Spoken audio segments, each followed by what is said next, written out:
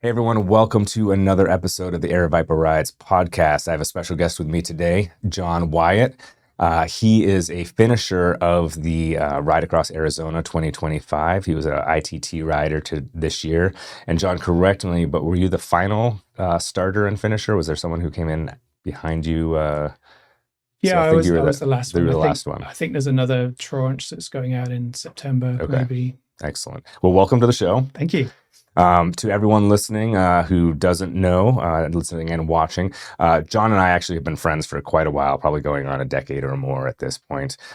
We met on the track, I think at Corona during Tim Boland's track workouts in the mornings way back when, and then started doing Xterra races and stuff like that. And I think that's where kind of the two locations of knowing each other gelled, because all of a sudden it's like, hey, I know you from track, and then I know you from, and it kind of blossomed from there. So welcome to the show, and love to hear your story. I thought we would talk about, since we have such a history and we could pull from all kinds of different things that we've talked about, that we've done in the past. I thought we'd kind of break it up and try to make it a little bit structured, at least today. You did an Ironman just a few years ago as well, as some of your other cycling adventures. Thought we'd talk about kind of your adventures and your athleticism, athletic events prior to Ironman. So what you kind of did, and then the lead up to, talk a little bit of Ironman too, and then post Ironman, because I know there's a lot of stuff going on that was different in your life at that point with regards to your cycling and running and other stuff that went on. And then we'll kind of finish up with Raz, if that sounds good to you. Yeah, sounds great. Cool. So like I said, we met way back when. Not even sure of the year at this point, but I think 10 years is about right. 10 years is good. Okay, we'll go with 10. I know it's at least 10, looking at the numbers and stuff like that. But yeah, talk about where you were. I mean, you were running some of the Xterra races, same with myself and a few of our other friends kind of in the same running group. Talk about like just some of the stuff that you did back then, and I guess maybe how you got into running those races and the whole trail running community around here. Yeah, so the running background, I'd always run when I was younger, but I had asthma, so I was like kind of limited to what I could do at school. Yeah. That got under control when I came out to Arizona through like immunotherapy. And then probably the mid 2000s, I started running around the park near my house. Okay. It's like a mile loop. Yeah. And I built up from like running it one time to running 6 or 7 times. And then I thought, what can I do next? I looked at like half marathons. I did the GoDaddy 2010 half marathon along the canal, South Mountain. Yeah.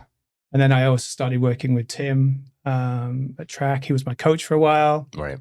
Coached me for marathons. And then so I built up, did the rock and roll marathon in 10, 12, and 16. Okay. Trained my hardest for the 2016, but it was like my slowest time. Oh, really? Diminishing returns at that point. Yeah. And then I'd always enjoyed being out on the trails. And when I first moved to Arizona in 2003, I learned to mountain bike on South Mountain on Desert Classic. Very nice. I'd go out there twice a week. I was semi-retired when I first started. There you go. And so I loved the trails, loved hiking. And then so it was a natural progression, I think, to look at the Xterra series, kind of like in that same period where I was running marathons. And I think there was the group from track, like Rainey and the others, they won those glasses every time at the Xterra. And I know I did it for like 3 or 4 years, 3 or 4 races each year, and I never finished in the top 3. I go to her house, open the cabinet. She's got like 20 or 30 of them up there. Right. You always get served something in one of those Xterra glasses when you're at Rainey's. So yeah, and then I had some injuries and I stopped running for a while, probably between about 2017 and 2020. I was just mainly hiking. That's probably when you and I did a lot of hiking together. Yep. And we were training for Rim to Rim. Yep. We did a lot of good hill repeats on South Mountain. Yeah, and that's right. We did the Ridgeline, Superstition Ridgeline. That's right. I almost forgot that one too. Yeah. So the combination of like being out, I think my sweet spot is probably 3 or 4 hours of exercise, but I enjoy being outside all day. Yeah. Taking my time, looking around. Yep. And then I guess coming around to Ironman, Yeah. So this was during COVID. So it was the beginning of 2021. I was doing some biking. I was doing Tim's spin class online, right, through Zoom in 2020, and we built up to some like 5 hours, I think, on a Sunday. He did a couple, one class build up to 5 hours. So I was like getting some good time on the bike. Yeah, and I did swimming as part of my regular kind of cross training workout for running. Okay. But I was kind of running a little bit. I wasn't running that much. So I go to Tim Bowler and I say, hey, in January, I think, I say, hey, do you think I can do Ironman? It's like in the November, so it's 11 months away. Yeah. I think his reply was probably like, hell yeah, you know. He doesn't say no. Right. So yeah, I worked with him throughout 2021. He provides this great support. He support training rides. I did my first Century rides and did a number of those. Yep. Up and down the beeline, up and down the beeline, up and down the beeline. And I think I did Mount Lemon that year as well. Okay. No, it's like a 60-mile ride. Yeah. Fantastic ride. Yep. And he started opening my eyes to all these other endurance type activities within that training for Ironman. And yeah, so my goal for Ironman was to do it slow and steady, which is kind of my mantra. Yeah. You'll see that in RAS as well.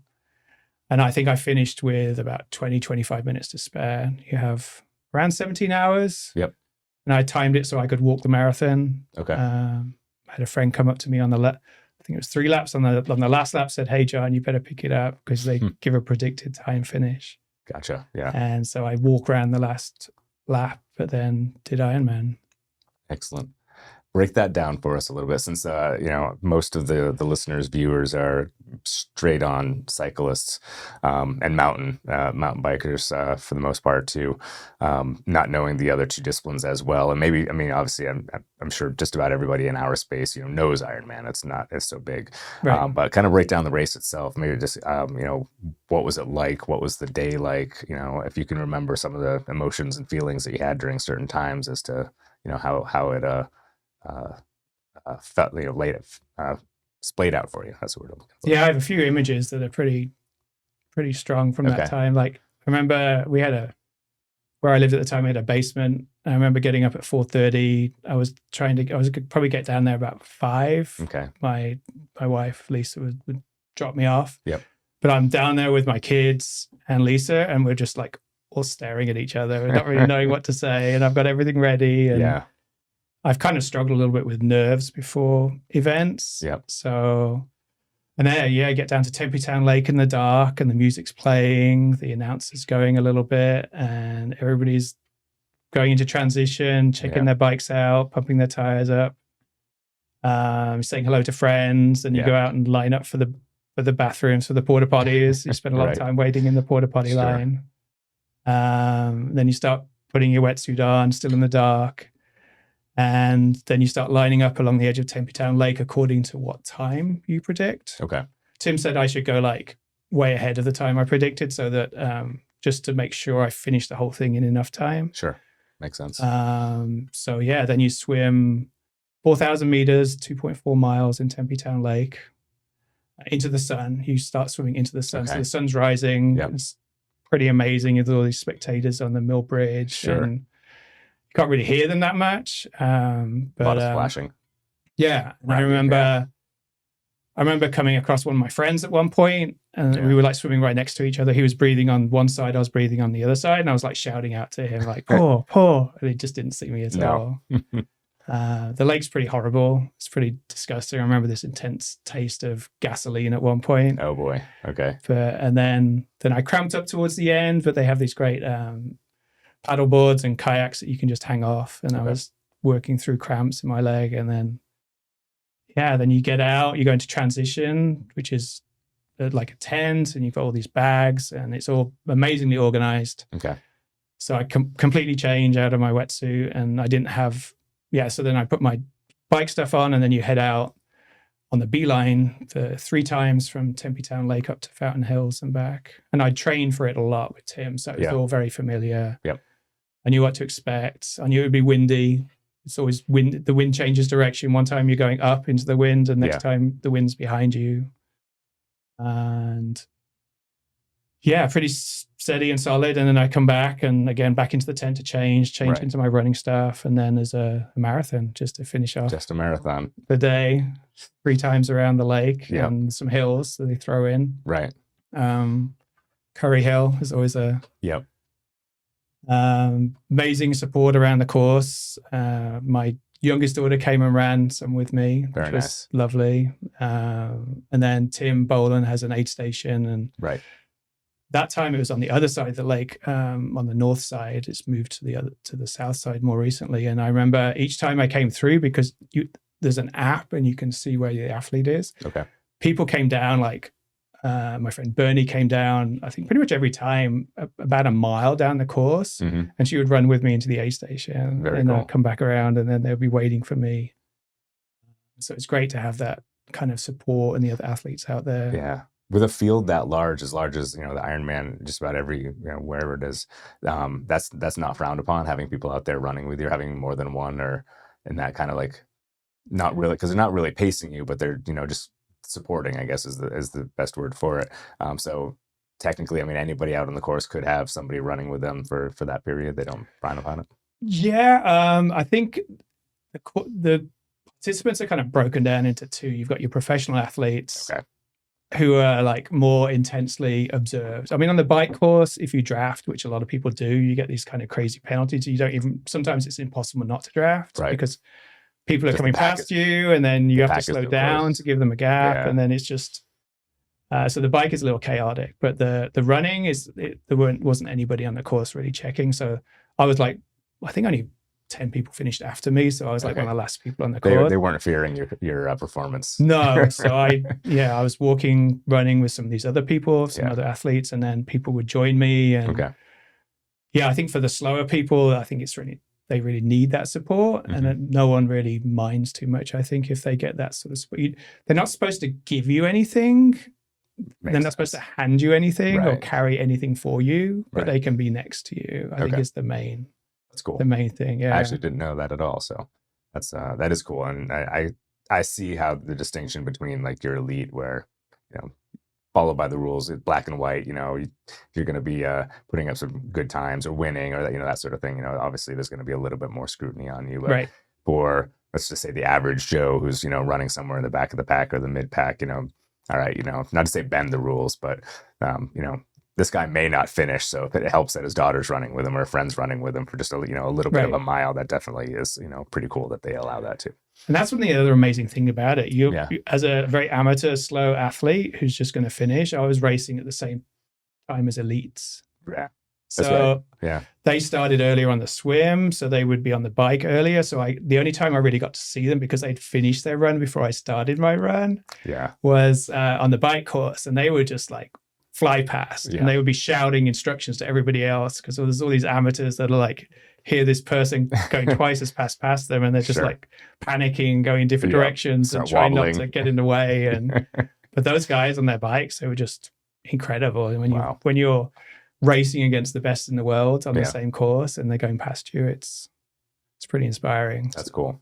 Yeah, I've never looked much into Ironman myself. I've kind of had, flirting ideas every once in a while when it's, who knows, when you're approaching a milestone birthday, like, oh, I'm going to do something big this year, or, that kind of thing. And I remember when you were training for it, I'm like, oh, maybe I should look into, doing this in a couple of years, and just say, check the bucket list, and, never considered it before, never done a triathlon, so it's completely alien to me, but it's definitely inspiring to listen to the stories. It's obviously it's inspiring to see the athletes. And I mean, when you see, they'll show like that golden hour, that, those last 5-10 minutes of the last athletes finishing a race. It is quite amazing to watch.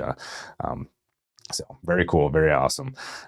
When you were training up for Ironman, just like, most other races, you're usually doing a lot of similar type of racing. So I remember you doing a lot of splash and dashes, shorter triathlons and stuff like that.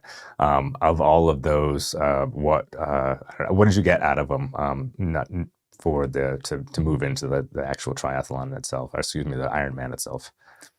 So ironically, the Ironman was the first triathlon I ever finished. Oh, was it? Yeah. No kidding. So my first experience was at Cactus Man, which was an Olympic distance, and I just did the swim leg, but I was pulling someone in a raft. It was part of the Together We Live crowd. Yes. And I was doing that as a relay. So my first open water ever experience was pulling this raft. Yeah. And you get to start in the front of the triathlon. Yep. So I was there with Tim Boland and Tim Hers, amazing swimmers. Yeah. And we start, they go off, and I'm just like, do. And suddenly all these, like, the top Arizona triathletes are coming, and they're all hitting the raft at the back. They're all banging into it. Geez. But yeah, so I think a lot of people really struggle with the open water swim. Mm-hmm. It's very different to swimming in a pool because you can't see the bottom, right? Unless you're in the ocean, unless you're in crystal clear ocean, which would be amazing to do. And it's pretty murky, so you can't even see your hands really going underneath you. And there's all these people around you. Yeah. And it's a little bit like a washing machine. You're getting hit from all sides. Gotcha. And there's no like, oh, you go. No, you go. It's like we're all, and the people are climbing over each other, pushing people down. You get hit. Your goggles get knocked off. Oh, wow. So, especially in some of the bigger events. So that is a real shock to people. And I think in Ironman, just going ahead a little bit, that there's always like I want to say 100, 150 people that drop out right at the very beginning in the swim within the first few hundred meters. Oh, wow. Because they just get into the water. They haven't really trained for it. And then they panic and they just go off to the side, and then they sadly finish and they're done for the day. They put in all this training. But so I was lucky enough working with Tim, did a triathlon camp in July up in Flagstaff. Did lots of training in the Lake Mary. So, and I come from a background of like snorkeling and scuba diving, so I'm pretty comfortable being under the water and in the water. So I had that advantage, and I'd been swimming for a long time. So a lot of people come into Ironman, haven't really swum before. So they're like brand new swimmers. They've done some running and some biking, and then I did the Mountain Man series. I did a aqua bike, which is just the swim and the bike part. I did that up in Show Low. Yeah. And then I entered the Mountain Man, which is a half Ironman distance in Flagstaff. And this was when I was still not very good on the bike, and I missed the cutoff on the bike. So that turned into an aqua bike as well. Okay. And then there was Splash and Dash, as you said. So even like, I think it was a week or two before Ironman, the 4 peaks, they used to put it on. They don't anymore. They've dropped that. You could do a 4,000 meter swim in Tempe Town Lake. So you got it, which is the same distance. So you got a chance to actually be specific and swim in the lake you're going to do it in a little bit earlier. So it's a bit warmer. There's a lot of, the Tempe Town Lake can get down into the 50s in the end of November. Yeah. And that's another thing. The cold really hits people. Sure. Yeah. So yeah, I had great preparation. Tim prepared me really well. Very cool. You're doing pretty much 6 workouts a week, 2 bike, 2 run, 2 swim. Some of those are bricks where you do like a bike and then you finish your bike and you go straight into the run. Yep. So you're doing a lot of stuff on tired legs. But yeah, Tim really prepared me really well. Nice. So I remember after Ironman, and after the running training that you did to kind of get to the marathon, even though you walked the marathon in the actual race, it sparked you to start running a little bit again. Like some of those injuries that you had prior to Ironman, and even prior to the training for Ironman, kind of had disappeared, moved on, whatever the injuries do when they don't start nagging you. What was that like? Because, you were a runner earlier and when we met, were quite a runner, prolific runner at the time too. How did it feel coming back out of that and actually feeling good on the run and being able to run a little bit more than you had prior to? Yeah, so I was like pretty much the whole year I was working with our favorite PT, Brooke. Yeah. Oh yes, we're gonna drop names all through this podcast. Yeah, why not? They're like, I couldn't have done this without her. A team, a village of people and support. Very cool. She worked on me and all through, and I went for like maintenance just for her to, as I was ramping up my training, I would go there, running, biking, and she would just check me out. She would do some A-stim and just like try and calm everything down around my ankles, which is where I've always had issues around my Achilles. So yeah, I was going there probably every couple of weeks and doing the strength workouts, and she would check me out. Yeah. And and then I was able to continue the momentum from Ironman into more running. Okay. And I gradually built up to, I did the Tucson Marathon, I think. Yep. So probably from Ironman, which was the end of 21, I think I did the Tucson at the end of 23. If I remember correctly, that was the year, because I remember seeing you in the parking I lot. didn't know you were doing it until I ran into you the morning of. Yeah. Right. Yep. Yeah. So over that period, I gradually ramped up my training and Awesome. Built up for the Tucson Marathon. Very cool. And you'll have to remind me, because I don't remember everything that you've done. But have you done any other running stuff since then, or like, I know you keep up with it, but for event wise, I can't remember if you've done anything in the last couple of years since then. Through Together We Live, I've done races, half marathon, 10K. Okay. Pushing an athlete in a stroller, which is a whole different ball game, environment and experience, and amazing, and so, but not specific. The Tucson was the only one that I've done just on my own. Gotcha. Very cool. So that leads us to 2025, maybe 2024. Maybe we should back up to, so you came to me. You had already had the plan, or you had already had the idea. Because you came to me at some point, and I don't know if I had said something to spark you, or you just thought Aaron would be a good partner. I guess maybe I'll ask you, and you can tell me how all this was. But you came to me at some point and dropped it in my lap, like, "Hey, I'm going to do this." October 24. And I looked it up before. Okay. Did you? I knew the fall. I wanted the timeline. There you go. I knew it was the fall. So fall of 24, October 24. You kind of dropped this in my lap, like, "Hey, I'm going to do this." I guess back it up to where you decided to do it, and like kind of go from there. So I guess I'd been following the Ride Across Arizona Facebook page. Sure. Probably for a year or two before, probably for 2023 event and the 2024 event. Okay. And was very inspired. And then I was starting to look at videos of people that had finished. Like, is this something I could do? Right. Backing up slightly, in 2022, I'd bought a gravel bike because I was planning to do this long distance ride in England. Okay. It's called Le Jog, Land's End to John O'Groats. Okay. It goes from the southwest coast up to the northeast coast of Scotland. Oh, wow. I think it's about 600, 700 miles. Okay. I was going to do that with my brother-in-law. Something happened and he couldn't do it anymore. So I was stuck with this gravel bike that I never really worked out what to do with. And it just sat there. I tried to sell it, but I couldn't get enough money to justify selling it. So that was there. And then I just thought, and I was I wasn't really identifying as being a triathlete anymore. Okay. So I kind of needed to revamp my kind of athletic identity, I guess. Sure. And I had this gravel bike and I'd been following this and I thought, maybe I could do that. Right. Probably not everybody that I'd watched was doing it bike packing. So they were camping. They weren't really staying in hotels. Yeah. And I knew I wasn't ready to do full bike packing experience yet. Yep. So I approached you because I didn't really want to do it on my own. Mm-hmm. And I figured that you would be like a good riding buddy, and for sure, because we've spent a lot of time with each other, days in each other's company, and we don't piss each other off too much. No, we do a pretty good job at that. Staying on each other's good side. Yeah. So then I just threw it out there, said, "Hey, I'm thinking about this.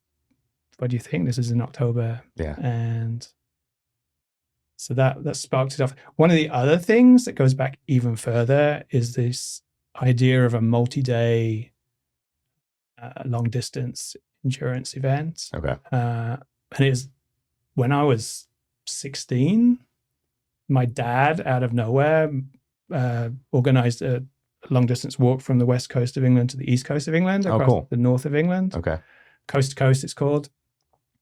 And he had these meticulous notes, these like 5x7 cards that he'd written each day on, all the waypoints, how long he thought it would take, where we were staying each night, how much it was going to cost. Yeah. And then he actually wrote down how long it took each time. Mm. And that, just waking up each day and having breakfast and then just starting walking and knowing you're going to be outside all day. Yeah.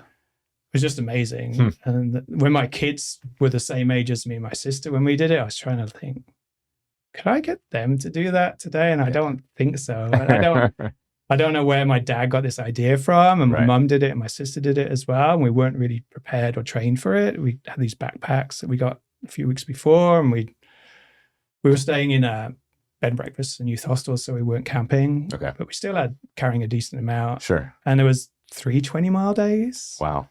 170 miles over 2 weeks. It was fantastic. So that inspired me. That was in the back of my mind as well. I think that I hadn't really kind of gone there since. So combining my history, the gravel bike I had, being inspired by these people doing this is like, so I kind of wait for inspiration for my next big thing to do, and that things all came together, I think. That's cool. It's very cool. So here we are, October of 2024. I don't say no to a whole lot of things either, good or for better or worse. So I was all into it. I had this whole thing going on about turning 50 the following year. And it was like a perfect cap to the plan that I'd already made to like the first half of 2025, because RAS takes place in May. We knew we couldn't do it the Grand Depart day. We didn't know exactly when. I remember it was way too early to have settled on a date yet. But it was Cocodona. It was Cocodona week. It's always on Cocodona week. A little busy here that week. Yeah, just a little bit. So we knew it wasn't going to be on the Grand Depart, but we figured out a week that we could do it and plan it. And like I said, I didn't say no. It kind of fit into what I had whole grandiose idea for 2025. And just as an aside, that was the best timing ever. Because we can come back to that. But. Yeah, absolutely. So it fit in. So I said yes, and we were off. I guess so. I don't remember November and December. We talked a lot back and forth, but I don't think we were like sitting down doing too many things. Maybe once or twice we had sat down to some basic kind of look at the maps. But you took the lead on a lot of the planning. Thank you for that. Talk to me about kind of some of how you started preparing for this ride. I printed out the map. Yep. And tried to figure out how far I could go each day and where would be good places to break it up. I think I was initially thinking 8 days, and then I think we worked out to be 9 days. It seemed to be. And then I signed up a coach. Yep. Kelly Mulvaney. Yeah. The name I'm throwing out there. Sure. And what's her? We'll give her all the props. What's the name of her coaching? Oh no! Should I not have just asked had that a brain question? fart. That's really bad. We'll get back to it for you, Kelly. So yeah, I'd supported her. This is another inspiration. I supported her earlier in 2024 when she did Ultraman, which is a 3-day kind of triathlon type event where you have 12 hours each day, and it's the swim, bike, and run. It's incredible. So I was following her in a track with some other people. Yep. So I signed up with her, and then I was like riding. She got me riding 5 or 6 days a week with some strength training and a bit of cross training and various bike tests, power tests. Yeah. Riding for 15 miles as hard as I could, which is a long way to push it super hard. Sure. On a fairly flat road. What else? Oh yeah, we did. You and I started doing some longer rides together. Yeah. Picked this crazy ride that looked okay on paper up in Lake Pleasant. Lake Pleasant, sure. Very memorable one. Really helped prepare me for Hike-a-Bike. I didn't realize how much prepreration I needed to push my bike. Roads. Yeah, and the crazy vibration and water bottles flying off and chains falling off and then we eventually found a great place to ride gravel down near Florence on Barkerville Road. Yeah. And did some fun adventures down there. Definitely some good adventures down that way. And then Kelly had 2 race prep weekends set up. The first one you couldn't make. I think you were busy. Yeah. So I went up and did 60 miles. Like it was kind of like the second day of RAS. Okay. Most of the second day started with a 70-mile hill, which is this crazy. it's only 7 miles up, but it's 1,800 feet of elevation. Right. And that was a lot of hiker bike. But then through Baghdad and Campwood Road. So it was just a point to point, and had Kelly support me, which was great because we were practicing that whole leapfrog and giving me nutrition, when she should stop, when she should go. Yep. So yeah, and then built into the infamous second race prep weekend, Right. where we were hoping to meet Dylan Turner, right, hoping to stalk him a little bit, right, wave at him. Since that is an infamous weekend, we can spend a little time on it. So we were up in Flagstaff. The loops that we were doing were near Lake Mary, not around Lake Mary, but near Lake Mary. Mormon Lake, yeah. Sorry, Mormon Lake, the other one up there. Right. So I don't know how much I know everyone's probably sick of me talking about my shoulder at this point, because this has been several podcasts since this happened. So I won't talk much about the infamous accident where right at the end of it should have been 66 miles, I think was the plan. And we were coming up on like the 40, 44 or something like that for doing the last. It was actually about 40, I think, because you did 5 miles after on your so broken mile shoulder. 40 is where the accident happened. Yes, and right. we did we had to get back to the car, and then we were supposed to do about another 20 or so back to the first car. Right. So I think if I remember correctly. So I don't know. I felt prepared going into that weekend for sure. I mean, I was definitely had the legs for it and all of that stuff. The nutrition, I think, was down. I was ready to eat and take care of myself on the bike and on the ride. And I knew what was ahead of us. I think the one thing that I failed on, particularly on that Saturday ride, was underestimating the weather. Clothing was a Where major. Where did you leave your rain clothes? My rain clothes were left at the first car because the weather thing, I swear the weather that I had seen did not show any precipitation. Right. It showed a steady, it wasn't going to be, it was May, it's Flagstaff, so it's not warm necessarily, but it wasn't a little cool to start off with. But it showed, steady warmth throughout the day, kind of like your typical, rise and fall of the weather. And we weren't going to be out there all day. It was going to be a good several hours. But not only did we have rain, we had thunder, we had snow and sleet. Yeah, we were following a thunderstorm. Hail, right? We were following a thunderstorm for a while. Unfortunately, it was in the distance. We kept getting closer to it. And then it just dumped on us. It was like light ice snow to start off with. We were very quizzical as to what this stuff falling from the sky was, and why now, and why in May, I guess. Right. So yeah, that was definitely, and you were certainly dressed better for the part. I was not, but I remember just like, and I wasn't cold. I mean, we stopped for a moment, right? I mean, we kind of were letting it. The hail happened because that was fun when it was just snowing. Yeah, that was nice. And that's when I started to feel cold, obviously, because you just do, right? You stop. It's anything. But riding, I was pretty much fine. I mean, I got a little bit cold if we were going at speeds and stuff like that. Certainly wasn't my best, clothing choices for the day, but I wasn't. It wasn't a complete fail. The clothing is not what made the accident. It wasn't what caused the accident. So I guess.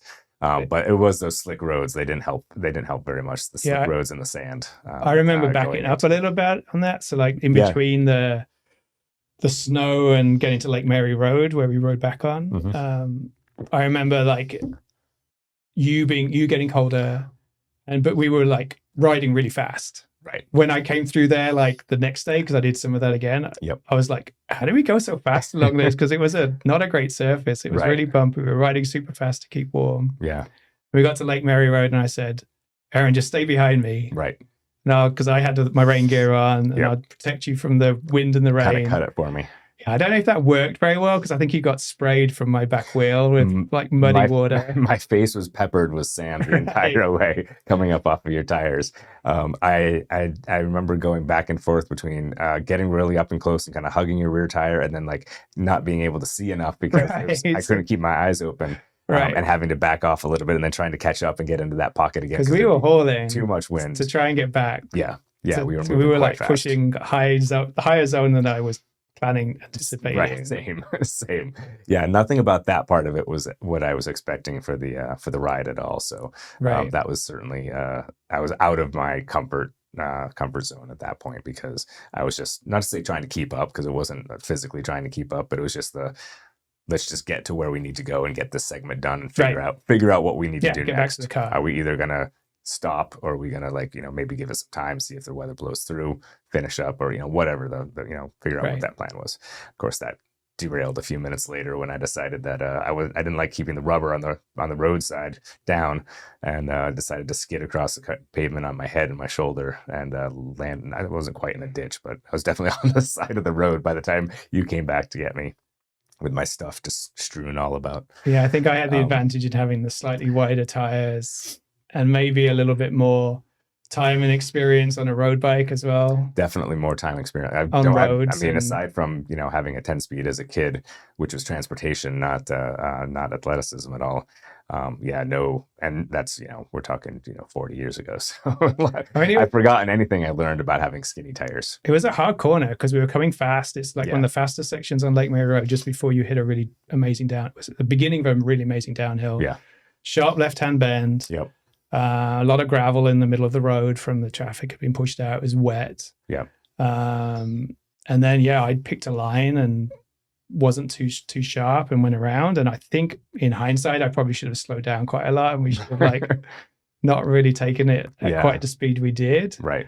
And I think your narrower tires and.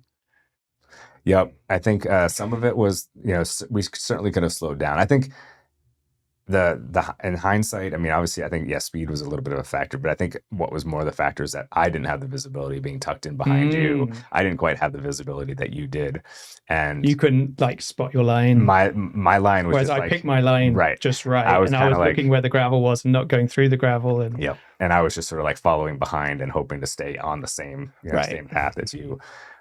What I missed was the gravel, because when I saw the cattle guard, that's what I was like, oh, I need to now sharpen my line. I can't go at it at the angle that I was going at, and that's when I lost on the gravel. So lessons learned. We'll do better next time. So, but the amazing thing was you did that with this crazy lump on your shoulder, and I don't know if the pain had set in yet, but then you rode really quickly 5 miles back to your car. Yeah, I couldn't keep up with you. No, and you were probably, I don't know if you were riding one-handed. I don't know. I don't know. You just went super fast. Yeah. I don't remember you not being behind me, right behind me with me. I do remember riding fast, and I remember, I think, for two reasons. I knew for two, I guess I knew kind of the shock kind of, would hit me at some point.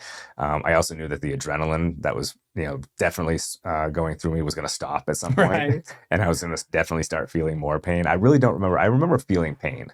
I did not feel like it was anything to worry about, I guess, just bumps and bruises that you get when you have accidents like that. I think in the back of my head, I was like, all right, it hurts. It's going to hurt. You landed on your shoulder. It's, so it's supposed to. It's supposed, And I think you got cold as well, because you've fallen over. Right. And it took a while to get yourself together again and get going. And I think during that time, the cold was starting to kick in as well. You were wet and we weren't moving. Right. So I remember you shivering quite a lot, probably through the adrenaline and the cold when you got back to the car, and we put the heater on and was trying to get you sugary food. You were just kind of in this shock state in the front seat. And I think that most of that, I guess the memories I have of that is just sitting there, right? I remember you helping off with my wet jersey, and then I threw on a jacket because I did have that for not for riding at least, but something warm for whatever reason I had brought it or had it. For Cocodona, actually, it was for Cocodona week, because that's where I was going to next. I remember sitting in the front seat. I had the heat blasting. I think you decided to continue, that you were going to do the last. I spent a while trying to fit my bike in to try and see if we could fit both bikes in your car, so we could then ride to my bike. Yeah. Finally worked out we couldn't fit the bikes in in your car, so then I think I rode the 20 miles back to my car. Because that would be a little bit faster than me. And I think the idea was you were going to wait a while, because it was probably going to take me an hour or so of riding to get back, maybe a little bit more. Yeah. And then I remember you just after I set up, probably 5 minutes after I set off, even before I got to Lake Mary Road, this was going around Mormon Lake. Yeah. You came past me and you pulled over. I don't remember being that fast, but okay. Yeah, it wasn't long, because I'd only been riding for 5 minutes or something, and then you came after me, 10 minutes maybe. Okay. And then you say, "Hey, John, something not quite right with my shoulder. I think by that point I'd been like texting back and forth with Care and probably was Googling stuff as well. Right. And so again, I remember the time being longer because I remember other cars coming down from the dirt road back, getting onto Lake Mary Road. And I remember like a sheriff coming in, and like they pulled up, like a little ways ahead of me, and I'm just like, they're gonna come over and ask me like what I'm doing here, right? I'm just sitting on the side of the road in my car, like the bike obviously is in the back, so nobody can see anything. It just looks like a guy sitting in the car, probably gonna come over and just to do a safety wellness check or something like that. What am I gonna tell him? Here I am, I'm wearing only a winter parka and shivering. So I don't know. It seemed to me, I guess, in hindsight, to me, it seems like it was a little bit longer. But I do remember, it wasn't long anyway. I didn't wait as long as we said we were going to. Right. And then I did stop just to, I knew you saw me, obviously, but I knew at that point too that something was more than just, that adrenaline was wearing off, and I was feeling a lot more pain, and I knew something. And I kept looking at my shoulder too, so I knew there was something off there, and I knew it didn't match this one when I looked over. One of these is not like the other. Exactly. So I knew. I wasn't going anywhere because I still had your stuff, that I had to bring. So my plan was I'm just going to go to your car where you're driving, riding to too, and I would do the waiting there. And for me, it was waiting. And I think at that point, I don't think I was able to take a nap, but I was able to at least close my eyes when I got to the car and kind of like waited for you and just chill a little bit. Also start looking for like urgent cares and Flagstaff, and that, kind of what am I going to do next, right? Because my whole weekend just turned upside down too, because we had 2 days planned. We had 2 days of riding planned. So my Sunday was definitely a shot at that point, because I knew, even not knowing what it was, I knew I was probably not riding on Sunday at that point. So yeah, that was our second weekend plan for Raz.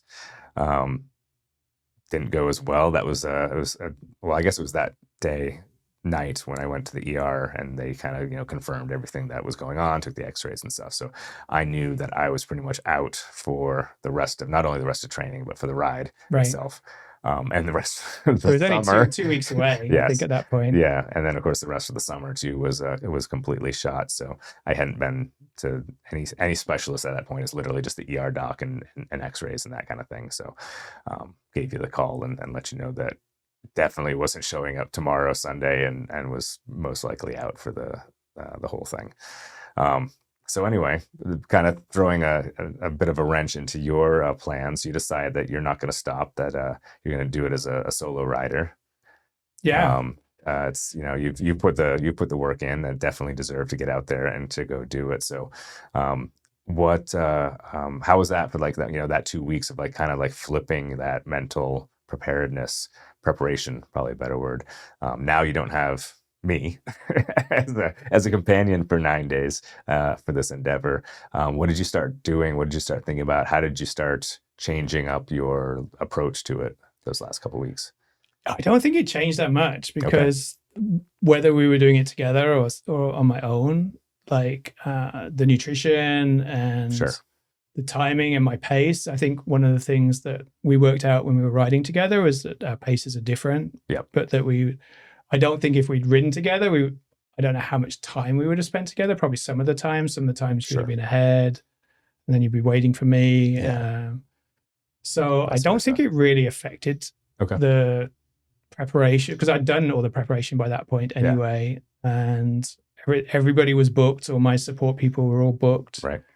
So it was just a matter of doing the workouts that Kelly had for me, the tapering workouts. And I think I did one more ride on Barkerville Road the weekend before, maybe just 40 or 50 miles or something, just a nice easy back in and out and back.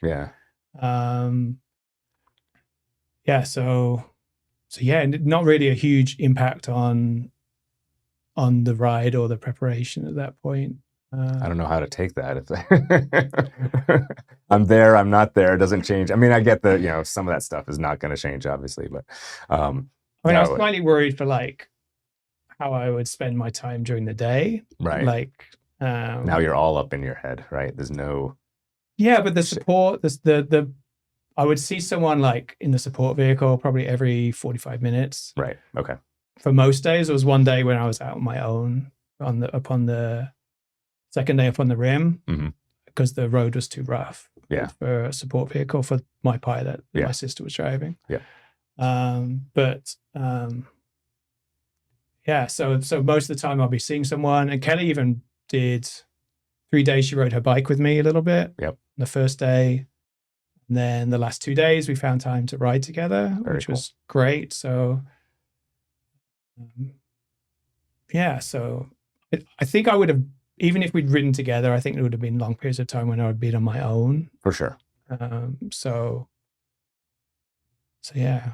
No, and I think, I mean, just, looking back at some of the longer things that we have done together, rim to rim, where we walked a lot of it together. The Ridgeline Trail was, a whole day out there, dark to dark, right? We're comfortable enough with each other where sometimes you just go, 20 minutes, 30 minutes silent because, I don't know, there's nothing to say, or, you're in your own spot for a minute, and we're both very comfortable with that and being comfortable in our heads, I think, to a degree, right?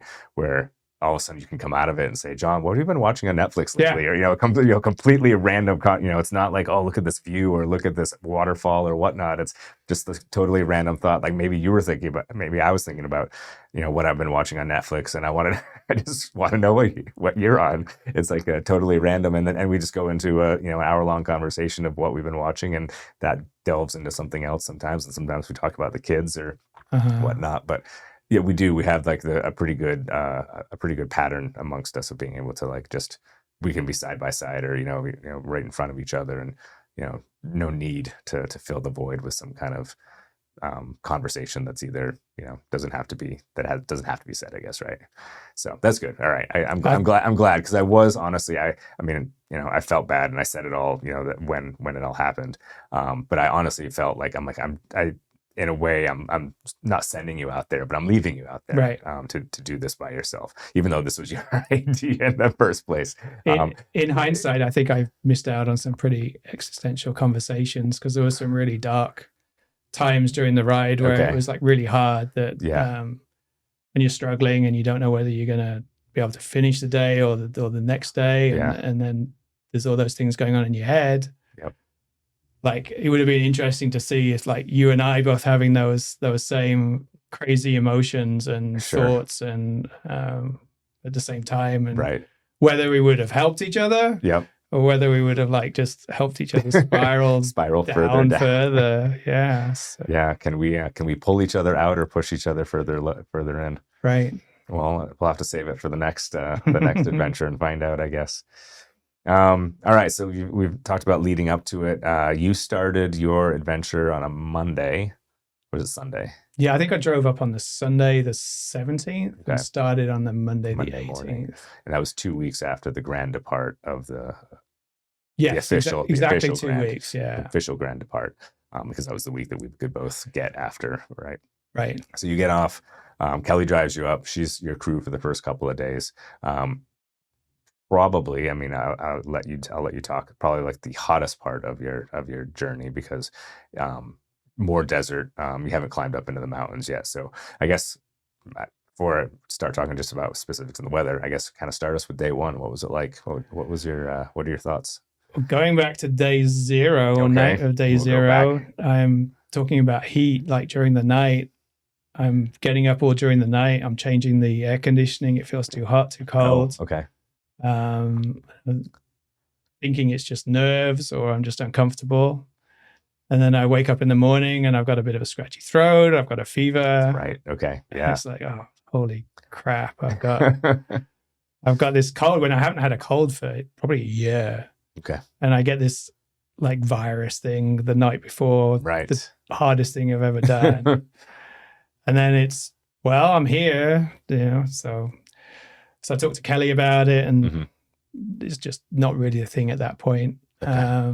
And then we're staying in Needles. We drive down to Topok and this kind of resort parking lot, which is traditionally where the ride starts. It's really pretty, some water around there, lots of ducks. And then you go, then you go under this tunnel, then you're on the I-40. Right. You're on the I-40 for 15 miles. Okay. And you start pretty low and you go up. It's quite a lot of climbing just right from the beginning. And it's on the I-40. I never knew you could ride on the freeway. Well, I've seen people do it. I never knew necessarily it was legal. I just figured either it's so remote, like parts of the 17 and the 40, that they kind of just like, authorities turn their heads and it's like, I don't know. I don't know what the laws are. Right. I don't either. I think there's a little bit of like the Wild West in the gravel bike riding. Like Sure. you ignore certain signs and Okay. but I don't know what the rules are about riding. I mean, you on the weren't freeways. hitchhiking because that's usually pretty flagrantly, Right. spelled out that is forbidden. But yeah, I've never really seen or read into like, what you can and can't do if you're just riding along with traffic. Yeah. Anyway, I knew that was the first part. That was probably I would be interested to hear more about it just because it's a fair amount of road, first of all. And then it's it's an interstate. And Right. it's a big interstate too. I mean, it's a big, cross country. It was early in artery. the morning and it was like fairly quiet. So it was all the trucks. Even though it's an interstate, Yeah. maybe a Monday morning on an interstate is not maybe a big day for trucking or Gotcha. something. Okay. So I it don't know. wasn't so bad. It wasn't like you were being pushed along. No, by and their... its shoulder was wide Yeah. and there wasn't too much debris on it. Okay. So it was just a matter of churning out some miles on a pretty straight, Yeah. kind of a lot of climbing, maybe, I don't know, 500,000 feet in that first 15 miles. Okay. And then the route takes a little weird kind of diversion off the I-40. You go out and then up and then back, and then you're on the frontage road to the I-40 for a while before you turn off to gravel for kind of the rest of the day at that point. Gotcha. And there was some very like loose, sandy kind of bits in that where I definitely had to get off and push. But it was nice once I got onto the main gravel road going directly east from the I-40 the first time. Okay. Pretty wide, very wide gravel at that point. Mm-hmm. Lots of homes. So that one of the most amazing things about this adventure was like finding that there's this gravel highway network that goes through Arizona that I've never really seen before, because I only stay on asphalt. I don't go on dirt, and these roads go on for miles and miles and miles and connect throughout Arizona, I think. And so we're riding, and it's not the most scenic part of the ride, and it's low and it's hot. And it felt like just a matter of those first miles were to get to somewhere. You just get through it. You're not really enjoying it. It was probably the least enjoyable part of the whole thing. Gotcha. Then you start climbing a little bit. You've got these massive cholla trees. You go through this place called Cholla. And then you get onto a road called Alamo, which was really nice. There were some mountains to the side of it. I think it was about 25 miles on that road, which was really nice, and got into a good rhythm. I think I was still feeling my cold a little bit, my fever. Sure. But I was hydrating a lot. So the things you do for a cold, apart from sitting on your bike for hours, like you're hydrating, you're taking electrolytes, you're keeping your heart rate relatively low. And so maybe I wasn't pushing the cold too much at that point. Very good. And then after a while, we hit that segment that I practiced. It's called 17-mile road, I think. And it's 7 miles of uphill, and it was a lot harder doing it at the end of the day compared to when I'd done it in the race prep weekend. I did it right at the beginning, so it was fresh. Yep. And I'd already ridden like 72 miles at that point, and this hill just went on forever. I think it took me over 2 hours to get up this 7 miles hill, mostly pushing. Wow.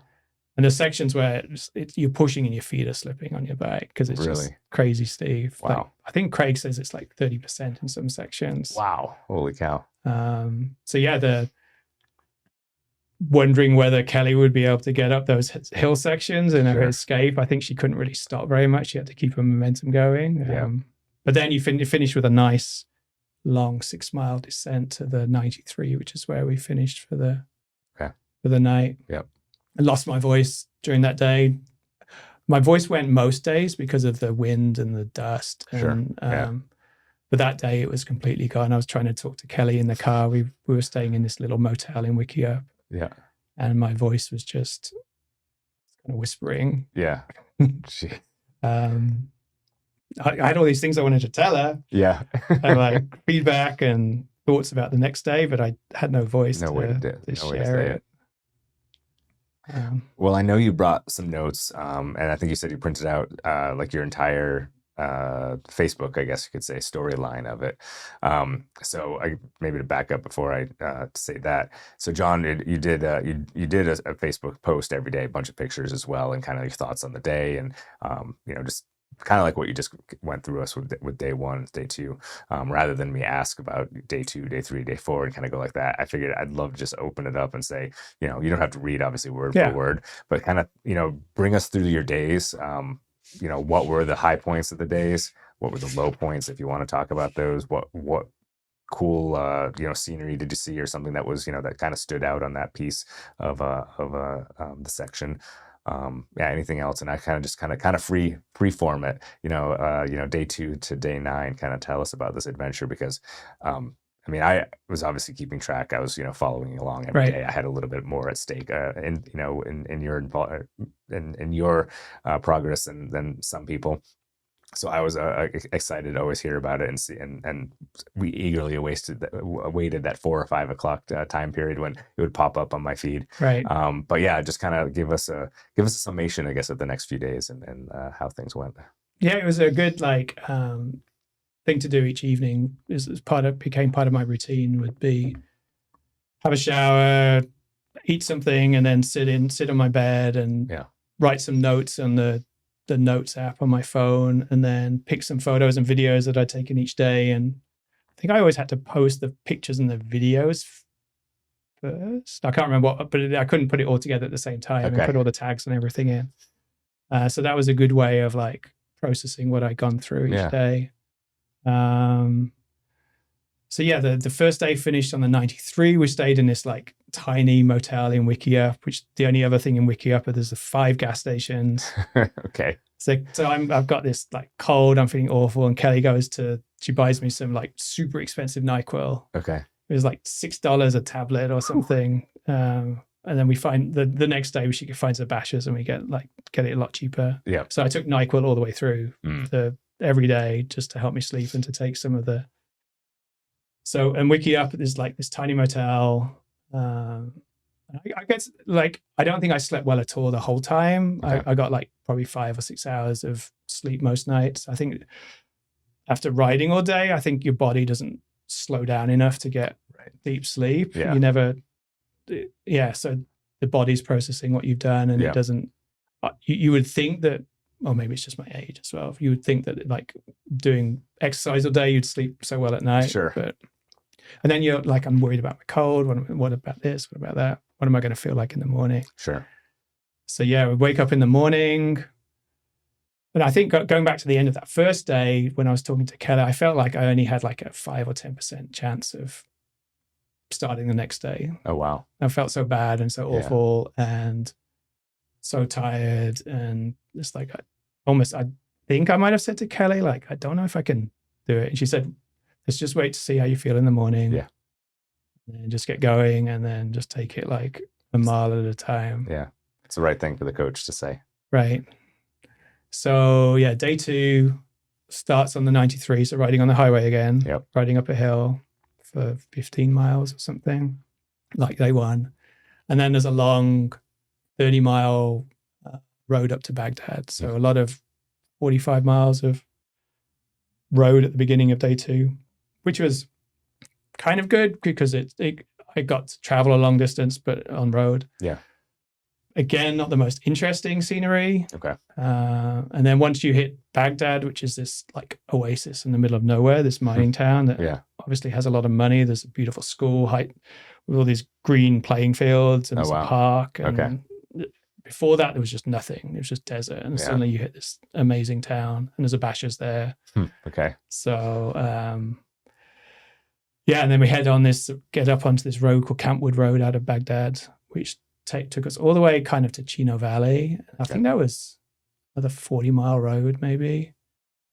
Again, amazing that these roads just go on forever. Right. And that was the section. This is going back to when the Grand Depart was. That we were saying earlier, that the timing of when we would have started was ideal because everything had dried out. That week of the Grand Depart, it just rained so hard on that first day. Yep. And it was also when people were doing Cocodona. Yeah. So I think there was a lot of there were similar things for what I was experiencing that week working at Cocodona as the Grand Depart riders were experiencing. I should say the Cocodona runners, I was quite warm and dry in an RV, but yeah, same. I mean, we were all relatively the same geographical area and getting the rain same and cold winds, temperatures and winds. and we had a good 48 hours, maybe a little longer of that weather. The first couple of days were pretty miserable from, just being in an outdoor perspective. That going back to the RAS riders on the Grand Depart, they had a pretty rough time. And in fact, none of them, as far as I can recall, none of them who started the Grand Depart finished.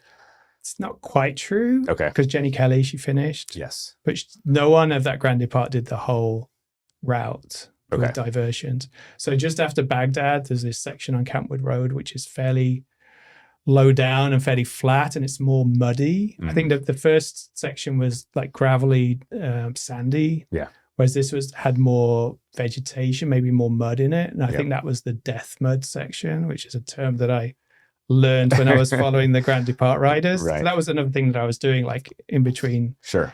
Flagstaff, and is like following all these people, and it's like, yeah, holy crap, is that going to be what it's going to be like when I'm doing it? Right. Death mud. Yeah. So Craig had there were the people that started the Grand Depart. There were a bunch of guys who were like trying to do it as fast as they can. Sure.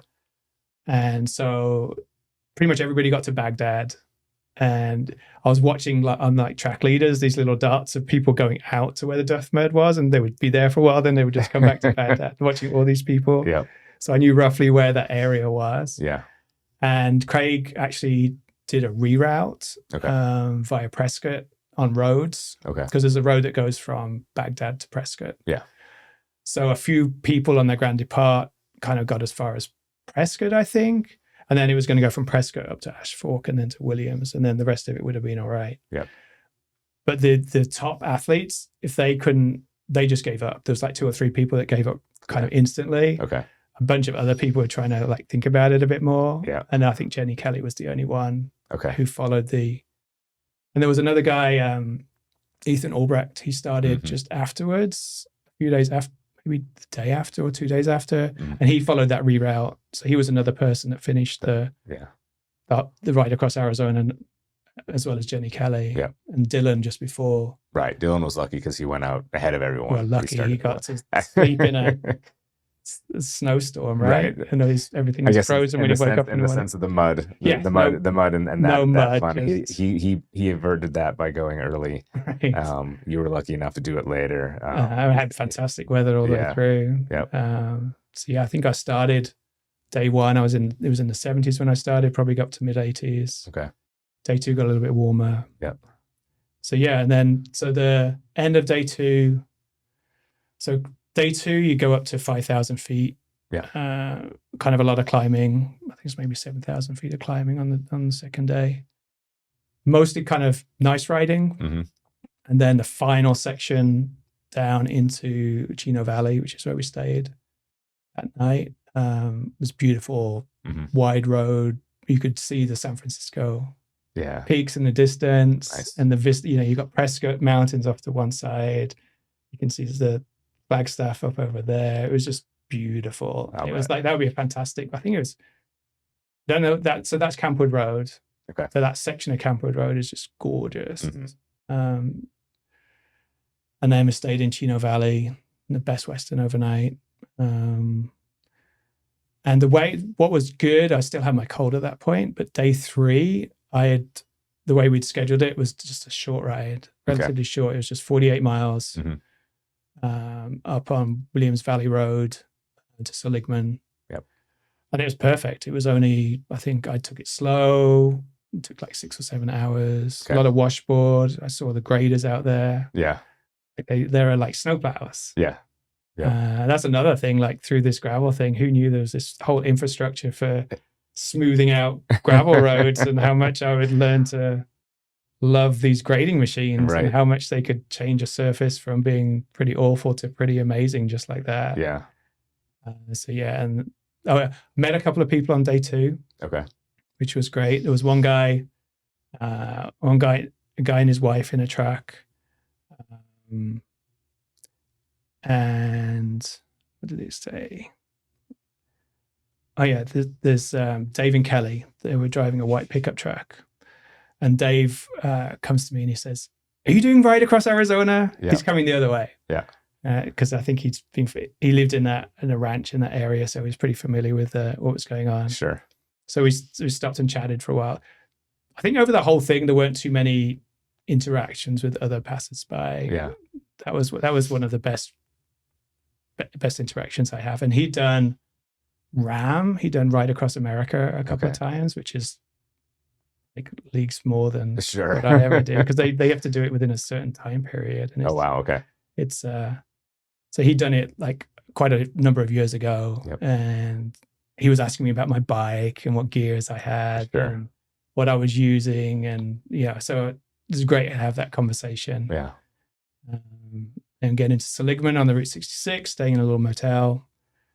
And that's when I said goodbye to Kelly. She'd been my support for the first 3 days. Right. And I'm meeting some friends from Flagstaff, Holly and Annette, and their friends. I can't remember the names of, but so there were 4. I went from having Kelly and then to having 4 people supporting me in 2 vehicles. Right.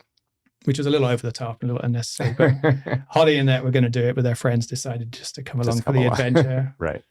And to drive on some roads that they'd not been on before. Sure. And they brought Chipotle from Flagstaff, which was great. Yep. So then they supported the next 2 days. Okay. The next day we headed towards Williams, Seligman to Williams, just past Williams, Dogtown Lake Road or Dogtown Lake, which was where we kind of finished, and then headed back to Williams and stayed overnight in Williams. Okay. That had this one section, I think it was about 8 miles, the Powerline Trail, which was one of the sections that Craig had suggested that if I didn't have 4x4 support, that there was this reroute for the support vehicles. And I soon found out why that was. But it started on this, following these power lines, which was beautiful. There were like deer in the distance. So the early mornings were the best. Okay. Like starting in the morning, generally heading east, low sun. Yep. There's sometimes like Disney movies, you've got all these little creatures as you're riding along, they just start riding with you. Well, no, they're running off to the side, but they're just sitting in the middle of the trail looking at you, and then they're running off. So I saw deer in the distance, and then it's like, you can see this power line just going up like this in the distance. It's like, is that where I'm going? Right. I did some of it, and then it takes like a sharp kind of right, and you're doing this beautiful like single car width trail through the trees. It's like winding like this, sun's low, beautiful surface, and then suddenly you hit all these like massive ruts in the mud, because that was the other thing with some of the trails. The surface, if it was a bit muddy and it was well used, you get these massive depressions where people's tires would have just made these. Yeah. And I think that was the section that like my Pilot would not have done it. And that was the section where I got quite a long way ahead of my support. Okay. Because usually they'd be passing me every now and then. Yeah. So I'm riding and I'm not riding past. And then it's like, where are they? Right. And I keep going and I keep going. And then I think they were like an hour and a half behind at that point in my schedule, my nutrition schedule. But because they took so long to get through this pretty crazy section where they had to kind of go really slow so that they didn't bottom out. Yeah. Probably slower. I mean, it's slower than you. You were able to. Yeah, I wasn't going fast. Yeah. But that was great. I really enjoyed the section to Williams and then the section from Williams to Flagstaff. They were just nice. And having the San Francisco peaks there, riding into getting closer and closer. Yeah. You wouldn't see them for a while and suddenly it would open up and they would just look so much bigger. Very cool. And lots of trees, lots of beautiful pine trees and dappled sunlight, the shade, lots of shade. Okay. So the first 3 days, not much shade at all. Then days 4 and 5 and heading to Flagstaff were just beautiful pine forests and nice. Yeah. And then head into Flagstaff, day 5, hump day, finishing like on Lake Mirror Road, 20 or 30 miles outside of Flagstaff. Okay. Did the same stuff that we practiced on. The infamous loop, Mormon Lake. And I love Lake Mary Road. I've done a lot of my triathlons there. So it's just a great surface. It's rolling. It's familiar. It's comfortable. It's like an old friend. Yeah. And And then we'd done that section, about 18 miles, I think, of at least 18 miles of gravel. Right. Maybe even 20, 25. And then because I had a big day coming up the next day that was daunting me a little bit, I decided to add some extra miles on Lake Mary Road at the end of that day. And then that was the end of Holly and Annette support. They headed off. They were great. It's great to spend that time with people, and they see what you're doing, and they're helping you, but they also get to see like different parts of Arizona that they haven't seen. Yeah, they're adventurers themselves. I mean, they love getting out there too. So I don't know how much cycling they do. I mean, maybe more in the past, maybe I don't know. We're friends, but we've never been like deep close friends, so I don't know their backgrounds too well. But I do know like they like getting out there and they like being outside too, just in, high level. We are the same way, so I'm sure they had as much a good time as you did too. Yeah, they had their setup. Like I gave them a bit more free reign, and as long as I had enough nutrition, I said go off. Yeah, because there's a lot of exposed places, so they would like drive off and find a tree, and they would get all their like camp chairs out, and they'd be sitting in the shade under the tree, like as if they were camping and relaxing, which is great for me to see that they're having a good time as well. Yeah. And I pull in and I sit in one of their camp chairs for a while, and Very cool. They supply me with food and things. Yeah. And yeah, it was the very different. Like I had Kelly at the beginning, right, and giving support. Very, very. She knew what I could do. She knew my abilities. That was the time where I was really wanting to give up, right, or thinking about giving up, and she never said. She was just great in the way she supported me for that, and it was perfect to have her during that period. And then 2 days with Holly and Annette and friends, when I kind of got over and knew that I could keep going, and was starting to enjoy it a bit more at that point. And then day 6, my sister, very cool, comes in. She's floating from England, right? Probably the longest distance for a support rider, right? In anybody's world. So yeah, how was it? For having her come across and spend a couple days with you. Great. I was a little worried because she'd flown in the day before, so she was jet lagged, and then it didn't get off to a very auspicious start. So I was starting on Lake Mary Road, and then I think I had 10 miles on Lake Mary Road before I turned off onto the gravel to head towards Forest Lakes, and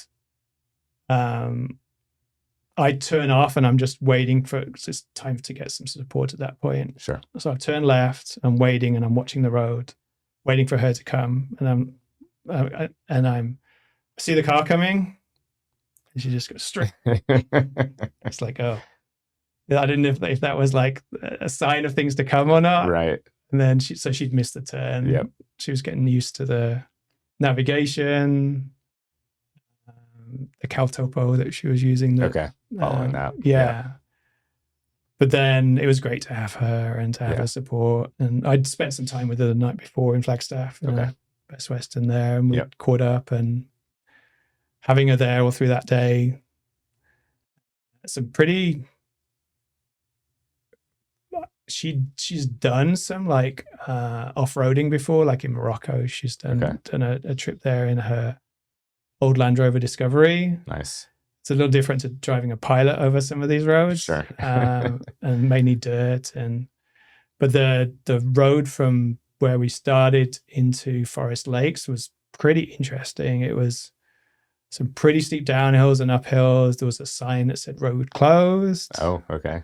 That's when I called Craig. Craig, does this really mean that the road's closed? Yeah. Should I be worried about this? Yeah. And he's like, it was able to reassure me, and then we head up onto the first part of the rim, which is the beautiful part of the rim, which is the picturesque, where people camp, I think, and it just drops off to the right, and it's just stunning. But I've been in trees all day, you haven't really seen very much, and suddenly you're on this rim section, and it's going up to Forest Lakes, and it's just amazing. There's people camping. Is it a holiday weekend? Yeah, it's coming up to Memorial Day. Yeah, I think it's a little early. So some people are maybe a little bit early for Memorial Day, but it's like a holiday atmosphere. Okay. and there's people camping and having fun. And the rest of the ride, you don't really see many people at all. Yeah. Campsites and things. And then we head towards Forest Lakes. That's where we met with you. Yeah. So it was officially the weekend then at that point. So I was able to get up there and met you at the very end of like Rim Road and the 260. Luckily, I mean, I don't know, lucky is the right word. Caught you right pretty much at the end, right where it is. So I didn't have to travel too much because I was going all the way up to Alpine that night and then coming back to meet you, a little bit later for the morning. So I didn't have to spend too much time going up the road and then come all the way back and then a couple more hour drive up. So that was kind of fortuitous. Met your sister for the first time, had a little roadside chat. But that was also the section where like she had to. It was horrible trying to cross that road. Well, yeah, there's that. Trying to cross the 260 on a holiday weekend. Right. Because the trail goes like from Woods Canyon Lake, you get to the 260 and then you have to cross the 260 and go down the trail. Yeah. On the rim trail the other side. And then she can't follow on that part, right? Because the pilot is unable to make it. No, she followed on that. Well, it's interesting because there was a lot of sections there that it was like the General Crook Trail. Mm-hmm. It's this guy that forged that rim road, but did like nasty things to lots of people. But there's sections of that old that the ride across Arizona follows that are definitely not suitable for cars. So I think at that point we did a little bit of support there. Then I just told her to go ahead and wait near where in Forest Lakes further up where my route meets the 260 again a bit further up. Yeah.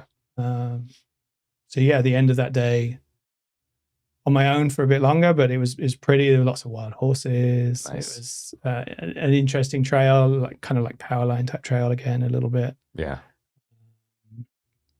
And then riding through this Forest Lakes is really pretty. Yeah. Some beautiful homes back there and it's just kind of peaceful. And then we'd head up to Heber, stay overnight in Heber, little 20, 30 miles up on the 260. Yeah.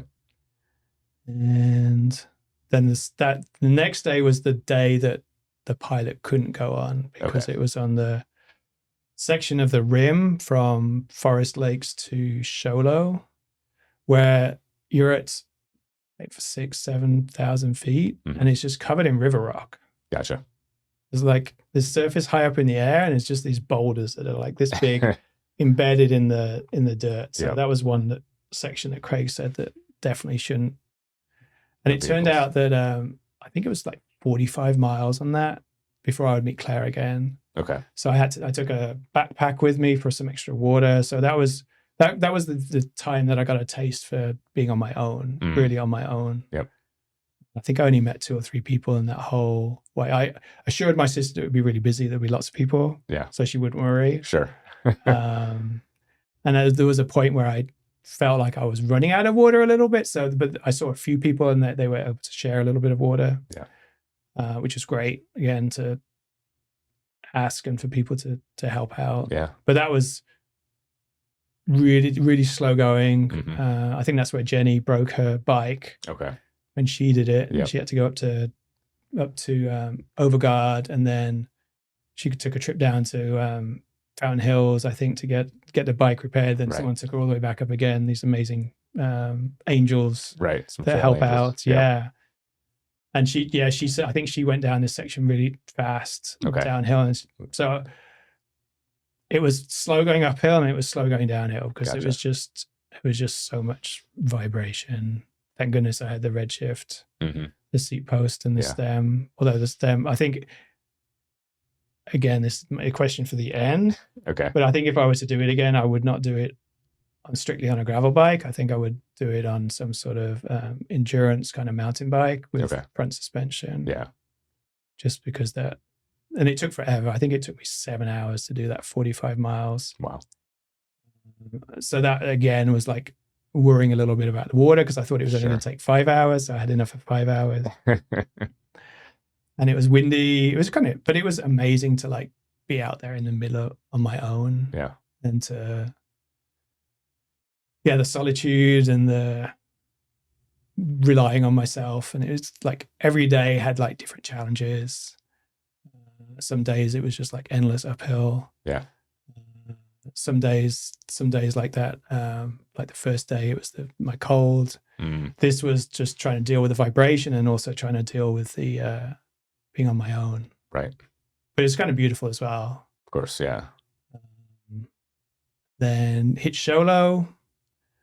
I like Sholo. I've done a lot of triathlons there. Okay. The Juice Man Yep. is like one of the first triathlons of the summer in the series. I think it's in June normally. So rode past Fool Hollow Lake, so the sign. So I knew that area pretty well. Yeah. And then head out the other side into the 60, I think, out of Sholo, and call it a day there. Yep. And then stay overnight in Sholo. And that's the last night with my sister. Right. So she stayed that night and then headed off the next morning. Okay. Back down to Phoenix, had a few days with my kids and my ex, and she had a great time. And then I was able to see her again before she left, which was nice. Good. So that's when I met you and Kelly for the day 8. Right. Started you off in the morning there. I think you were a little kind of, you didn't really know how to be, or you were kind of, I think that day seemed like really hard for you. I didn't know what my place was going to be. Right. Because I had decided that, wait, it's a holiday weekend, so we've got 3 days. I can get up there and I can actually, help crew, basically, is what I volunteered to do.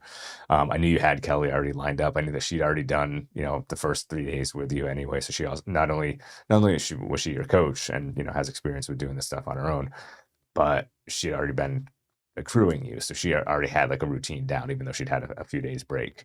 And so she and I didn't correspond at all before. So there was nothing where it's like, what will my place be? Am I going to be the guy who like washes your windshield while she changes the tires?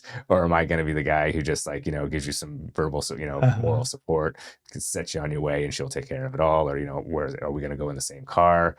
All these different things. So it was kind of like, I had seen you the night before, we kind of set up, to get where we're going to get started. So I drove back out to Sholo in the morning and met you guys there. And then, I was kind of like, so, and I know she had to go somewhere first before the first meetup spot. I don't know if it was breakfast or maybe she had to get some other supplies for you for the day, but she was going to go to like either a gas station or a diner or something that was right where the left-hand turn was to get us around the mountain to meet you. And so she basically was ready to take off, and I'm like, okay, I guess I'll just go to the rally point. And again, not really knowing what I'm going to do when you roll through there. I remember deciding I was going to go take a quick hike, and like it was a nice small mountain, nice little area. Yeah, right? so I climbed to the top, or as far up as you could. They actually block the road because it's towers and stuff at the top. There's a really nice vista point that was on the map. So I'm like, I'll just go to the vista point. And sure enough, it was very nice and got a couple of pictures. And then by the time I got down, I was keeping track of you, but it wasn't keeping up with you.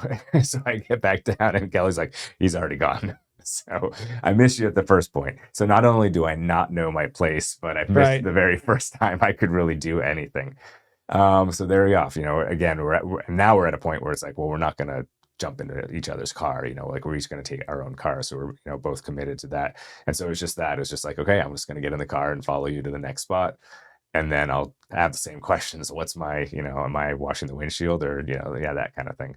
I mean, we kind of, she had everything. So there wasn't a whole lot to do. And I guess what I also learned really quickly after the first couple spots was it's not really a 2-person job. Like you don't need, especially with her car, I mean, just the way she was kind of set up, it was really kind of ready for like her and you to, get going. Like, you didn't need a third person in there, like handing you a bottle of water, or grabbing you a goo, or, grabbing you food or something like that. And there wasn't the room for it either, right? There, we all would have been like bumping into each other if we had tried to like, all right, I'll handle the liquids, you handle the solids, and John, you just kind of hang there and we'll take care of you. It still would have been like, just 3 bodies in such a tight spot. So I ended up kind of trying to just be, all right, I'll be the moral support, do what I can on the side. I was able to, because it was, we took a break in between, we would let you go, wait 30 minutes or 45 minutes and then ride up behind you and then go ahead, another 20 minutes or so for the rally point. So there are times when, she was going to ride with you, or other things where I was off by myself and I'm like, all right, I'm just going to head off down this trail, or, do something. I think I walked down the road one time just because there was no trail for me but I didn't want to sit. It was too hot to just like sit in the sun. Right. So yeah, I kind of, again, it is what it is. I was hoping to do a little bit more and stuff like that, but I think I just not knowing what it was really I hadn't been on the crew side of things, Right. so I hadn't practiced that sort of thing. I wasn't ready for it. I was ready to jump in, if anyone needed anything. There just wasn't anything to jump into. I think that's Right. that's the short way to say it. And how did it feel for you to watch me ride at that point? Bittersweet. So it was very exciting, right? I mean, I already said, I've been following you all week on social media. I, had the track leaders up, so could see really where you were, as long as it was updating correctly, I guess. So that, that was all going. So I'm like, oh, there's in a way, kind of like a track leaders is the same thing we use for Cocodona. So I spent a week with that every year, watching dots, watching dots on the map, right? So that part was very familiar. And after just coming off of Cocodona, I was just very familiar with the website and stuff like that. So that all was great. But yeah, I think once I kind of saw you too, and like, oh, and you're pretty good spirits, those last 3 days. I didn't see any low spots, at least at the times when we were talking, or you hit it well. So to see you having fun, that was exciting. But to know that I wasn't, part of it, in the sense that I wasn't riding, was kind of a little bit hard to take. And so hopefully I pushed that back enough, because I wasn't trying to, I definitely didn't want you to see that. And, I, tried to put on the bravest face, I guess you could say. Again, it was bittersweet. I definitely would have liked to have been right there at your side and riding and having all those adventures with you. But it is what it is. So, it's, I was glad to have been a part.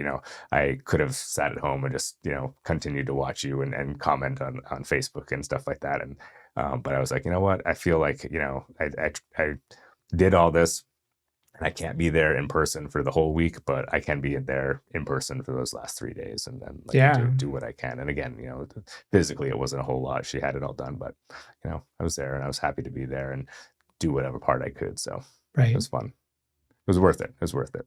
It's a long drive up there to, spend 3 days in a car. Like drive all the way up to Alpine, where my base of operations was for that whole weekend, and then spend the whole weekend going from place to place to meet you, or to to follow you, and then get back all the way to my place and then go out again. But it was fun. It was a good weekend away. It was a great place to be. I'd never been in that part of the state, so for me, there's a lot of just excitement of like seeing new things, and having those little side trip opportunities to stop somewhere and take a look at a side road vista or whatnot, and it was fun. Got to do Greens Peak on that day. Yes. That was a 6 mile. It was a 6 mile hike bike. Yeah. It's that crazy section going up to that. Yep. Going up to 9,500 feet. Right. 6 miles of, I think my computer was saying it's like an average of 4% gradient. Okay. And I think I'd worked out that I could do 1 or 2%. Yep. And keep riding. But 4% average means that some of it's, 5 or 6, some of it's 1 or 2. Yeah. And my training was not to get into that higher power zones on hills. So I'd be getting off and pushing. That was just that's one of the things that I trained for, was to stay in that low heart rate zone or low power zone and just push a lot, just to let me finish, rather than seeing what I could do, seeing how fast I could do it. It was just like, just stay within my limits. Yeah. And finish. That's legitimate. I mean, everyone, whether it's a bike race or a shorter bike race or a trail run, you train for what you want to accomplish within that run, right? So you might know that you're walking all the hills in a run as well too. So you train for that. You don't stop on race day and say, well, I think I could run up this hill, because that's not what you trained for, right? And that could be the one thing that derails your whole thing. So yeah, smart of you to do. I mean, it's know where you're going to be and know what you want to do out of it, what you want to accomplish out of it. Right. You could try to climb every hill, but that probably isn't the best thing to do either. So. Right.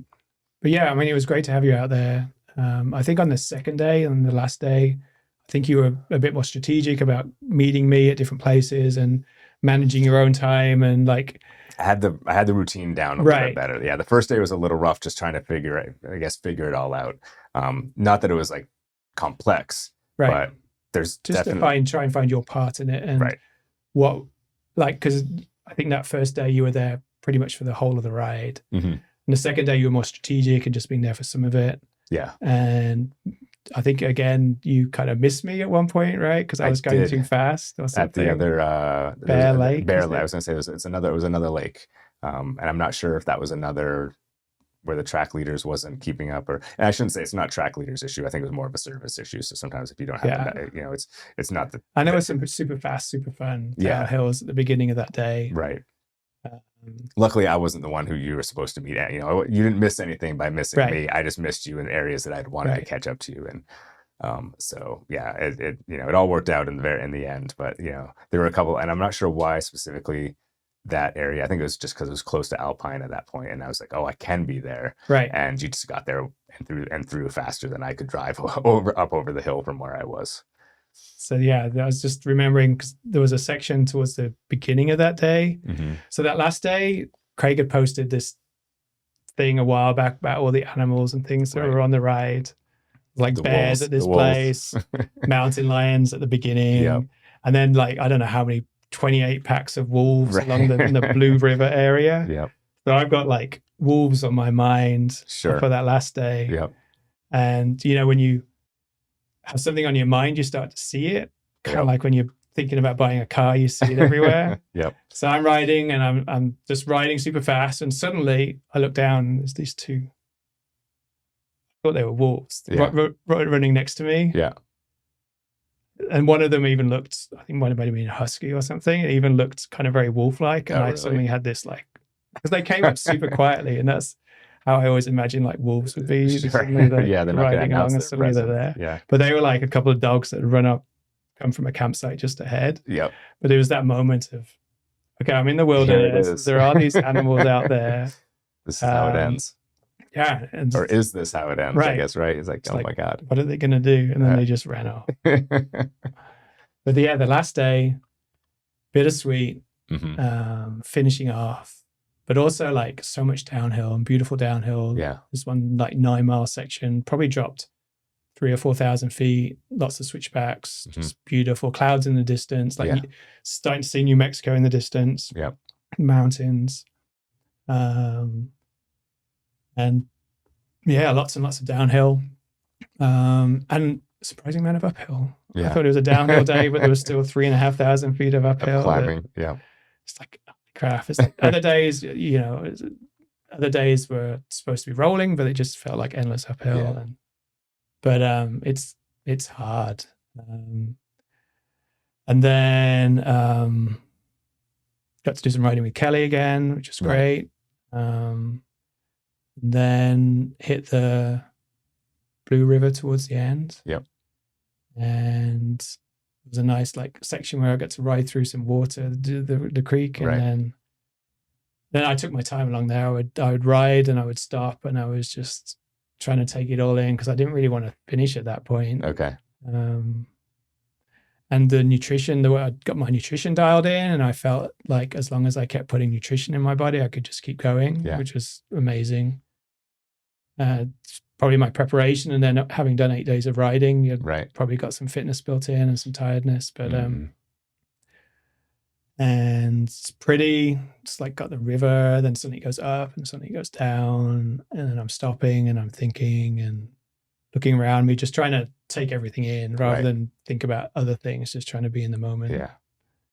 And then I was so looking forward to seeing the New Mexico sign that Minnie had put out that I'd seen other people. So I'm riding and I see you guys. I'm just focused on looking for the sign. It's like, where's the sign? And then like riding to you and you're cheering and stuff. And all I'm saying is like, where's the sign?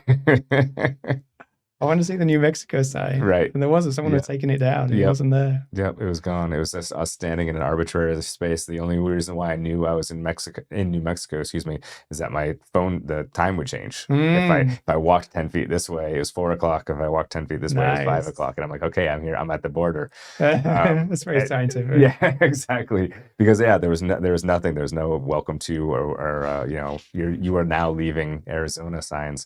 I guess someone had come along and taken it down, or maybe it was only put up for some of those other photos as like the photo op, just to have a physical marker of the finish. But I think there was a county sign if you look I think towards there was Arizona. something. It's like Greenlee County, I think it was, maybe. But it wasn't quite enough. Like if you didn't know, right, you might just think you're just crossing a county line. So there, you didn't know that you actually hit the state line, right, the state border. So it was a little bit of a. I can see how it would be kind of 9 days of it, right? 9 days of looking for the sign, and like on day 9 when you're actually supposed to hit it, it's not there. It's just Kelly and I standing, I mean, with our phones out, getting a picture of you looking bewildered. Yeah, it was like a little, I guess, not anticlimactic, but just not. Yeah, because I didn't want it to finish, I think. Yeah. So I wasn't. Most times when you do something long, you're just ready to be done and go home and go to sleep. But at that point, I wasn't really ready to be done.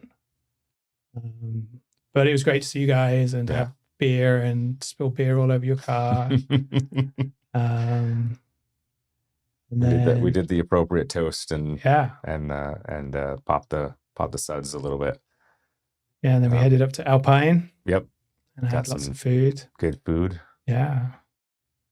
So tell me about the end. So I know we've talked about it a little bit since then, and maybe even a little bit. I think it was kind of too early to talk about it like that night while we were having the food before we broke for the day. But what was it like for say the next 24 hours, the next 48 hours? You had spent 9 days doing this thing, right?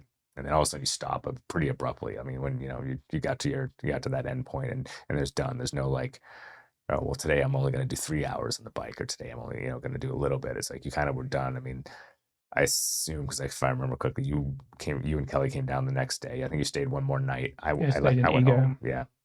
So you guys came down the next night. You got to see elk that night, and you hadn't seen any. Yes. Kelly and I were driving. We were ahead of you. We were driving back along that road to Eager, and there was just elk everywhere. It was just the valley was just full of elk. I was disappointed because there's a lot of elk in that part of the world, in that part of the state. And I hadn't seen any in like the whole weekend. And then you get to think 300. And then literally it was, fields upon fields of them. It was pretty cool, which I don't know. And the sun was setting. So in the car ride back from the Alpine to Eager, the sun was setting. Yeah. There was elk. Yeah. It was kind of like Disney again. It was just beautiful. It was just so peaceful and quiet. The weather was perfect. Right. Sun was setting. So that was a great way to finish that evening. Right. Eager, not a particularly wonderful hotel, but it was. And then, the weird thing about the following morning, the strangest thing for my body and my mind was going west. Not going into the sun. Having the sun behind me early in the morning, it just felt wrong because I'd spent 9 days. Well, actually, a lot of it twists and turns, and you go north and southeast, but generally it was eastward, so you'd have the sun low in front of you or somewhere in that section over there. Sure. And it just felt wrong to have the sun behind me. It just I felt like I should have just kept riding east. That would have been for my body and my routine, that would have felt the most natural, would have just been to keep riding east through New Mexico. That would have. And then, get home, take all my boxes from the car, put them in my house, my apartment. They're there. And it's like the next day, there wasn't any echoes in my body of what I'd done. Okay. So there was no soreness. There was no like pulled muscles. Right. There was no, I think because I'd stayed in that low zone. Yep. The whole time and hadn't really pushed any of my muscles, and I got so used to it. Yeah. And so I was almost sad that I couldn't feel anything in my body from the ride. And it was easy in those days afterwards just to forget that I'd done it. Okay. And there wasn't really anybody coming around and saying, yeah, you've done it. Tell me all about it. It was just back into the routine of work. And a friend of mine, Lauren, she made me a plaque and she put some of the photos together, which was great. That's cool. And I've got that up on my wall, which is I see that a lot, and it's a good memory of it. Yeah. But pretty soon it was just, I was just back into my old routine. It was weird. It was a fantastic experience, but it's kind of when it was done, it just kind of disappeared. Okay. Do you think that there was any kind of like proactive drive or some kind of proactive mental action in your part as you got back into like, I'm done, this journey is over. It's time to resume, I guess you could say, the regular life's journey. This was sort of maybe like a little side trip, if you want to call it that. Was there some sort of a proactive part of your mind that kind of did that? Or do you think it just, I don't know, did it just fall by the wayside the way a memory might? Yeah, I think it just, the routine had gone. And I kept my boxes and the labels on them. I kept those around for a few days just to remind me that I had done this thing. Yeah. And took me a while to take those labels off the boxes that I had. Okay. And then so I think I was a little bit lost, but then I just got pulled into the working routine. And the other thing is that I didn't have, like, prior to the ride, I had a fairly rigorous training program of riding 5 or 6 days a week, and on my bike and my trainer in my spare bedroom or out on the roads or gravel. And then it's like you just set adrift. It's like being in a yacht and like racing across the ocean from one side to the other. Then the boat's just like bobbing. It doesn't really have a direction to go. Okay. And I wanted to, like, I could have gone and tried to like find my next big thing to do, but I felt like I had to just wait and just see and wait for further inspiration. And but I think, the fact that I had no residual effects in my body meant that the training was great and that the pacing was great on the ride. And I ate a lot those 2 weeks, and my metabolism was still going hard. And because I was staying in the low heart rate zone, and I was taking this Vespa nutrition, this wasp and bee propolis, which was supposed to help your body trip into fat burning mode more easily. And I was in that low heart rate zone. I think I just must have burnt a huge amount of stored fat in my body, and my body was just like, I just was eating and eating and eating for 2 weeks, I think, before I finally kind of caught up to it. The normal metabolism. Right. Very cool. No, it sounds like the way you just put it, it sounds like you came up, and Kelly's to definitely credit this as well. Like, you came up with a plan, executed the plan, did the event, did the thing, and I would say did it according to plan, based on what you're just saying, right? Because you're not hurt, there's no residuals, so there's nothing like that. And that, it's hard to come out of a 10-mile walk out of, sometimes a 10-mile hike, I should say, without having some sort of like I should have been, using my left foot a little bit more, whatever. I was compensating for something, with maybe my backpack was a little weighted funny. So I was, leaning, and then you come out of it, you're like, oh, you can feel it. So to go for 9 days and 600 plus miles, that's pretty fantastic to show up on day 10 and be like, it's me. It's just me again. I'm not dragging anything. I've got all my toenails. Nothing's fallen off or broken or stopped working. Right. That's pretty good. Yeah. Pretty good. It seems, I don't know. How do you feel about that? Because I feel like I might be a little sad that it kind of dropped off so quickly, the memory and like the event. I can see how you've got a routine, your day-to-day life, right? And you've been doing that longer before RAS and after RAS, so it's easy to slip back into it, and slip back into it's not the right word, because you have to go back into it, right? You took the days off, now you're back to work, so it's not slipping into anything. But getting back into that, obviously, work comes and family and just days and stuff like that, and that kind of you have to. But does it give you, like, if you think back, does it give you any pause of like it didn't stick with you as much, or do you have the memories there that you can recall at a moment's notice that's still good, where you don't have to have it right here all the time, that I just did this thing, because it's still kind of fresh. It's only been 3 months. 3 months, yeah. Yeah, I'm still like, I'm super happy that I did it. I'm super proud of myself that I did it. I've got those Facebook posts that I put together, the writing and the videos and the pictures. Like, I look through those occasionally. Okay.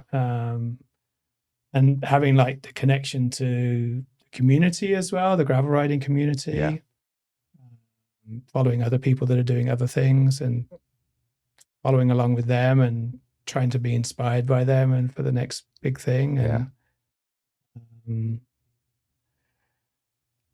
it's great that I did it, and it fits in with who I am and my new identity as maybe my new identity is a endurance gravel rider or just maybe off-road biker, or probably not going to spend too much time on the roads, maybe just a little bit training. But got my mountain bike out. I got that serviced. I'm going to go do some mountain bike riding. Fun.